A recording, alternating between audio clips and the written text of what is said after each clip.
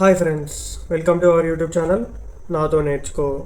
First video ఏం చేస్తే బాగుంటుంది అలా ఆలోచిస్తున్న టైంలో మన వినాయకుడు పర్మిషన్ ఇచ్చిండు. ఫస్ట్ నాతోనే స్టార్ట్ చేయి, ఎందుకంటే నేను విఘ్నాలకు తెలివితేటలకు అధిపతి కాబట్టి నాతోనే స్టార్ట్ చేయి బాగుంటుంది అని అన్నాడు. ప్లస్ ఇంకోటి, ఇది వినాయక చవితి సమయం, సో బాసే పర్మిషన్ ఇచ్చినాక ఇంక మనం ఆగుతామా? అస్సలు ఆగేదే లేదు. సో వినాయకునితోనే స్టార్ట్ చేద్దాం ఈ వీడియో. ఎందుకు వినాయకుడు విజ్ఞానాలకు తెలివితేటలకు ఎట్లా అధిపతి అయ్యాడో దాంతోనే స్టార్ట్ చేద్దాం. వ్యాసమహర్షి టైంలో వ్యాసమహర్షి మహాభారతాన్ని రాద్దామని అనుకుంటాడు. రాసేయగల సామర్థ్యాన్ని వెతుకుతూ ఉంటాడు, కానీ ఎవరు కనిపించరు.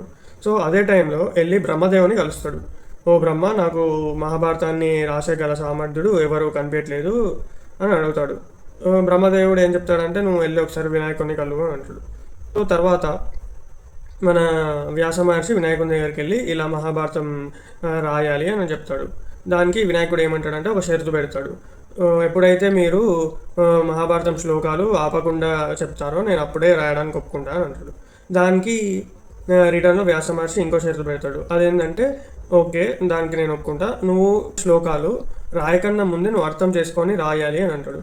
సో ఇద్దరు వాళ్ళ షరతులకు ఒప్పుకొని మహాభారతం రాయడం మొదలు పెడతారు. ఇలా రాసే సమయంలో వినాయకుడు తనకున్న జ్ఞానంతో ఇలా మహాభారతం శ్లోకాన్ని అర్థం చేసుకొని రాస్తాడు. సో కాబట్టే మనం వినాయకుడిని జ్ఞానానికి ప్లస్ తెలివితేటలకు అధిపతిగా పూజిస్తాము. ఓం గణేశాయ నమః. ఈ వీడియో మీకు నచ్చినట్టయితే వెంటనే సబ్స్క్రైబ్ కొట్టి బెల్ ఐకాన్ కొట్టండి. ప్లస్ ఈ వీడియో మీకు ఇంట్రెస్టింగ్గా అనిపిస్తే మీ ఫ్రెండ్స్కి షేర్ చేయండి.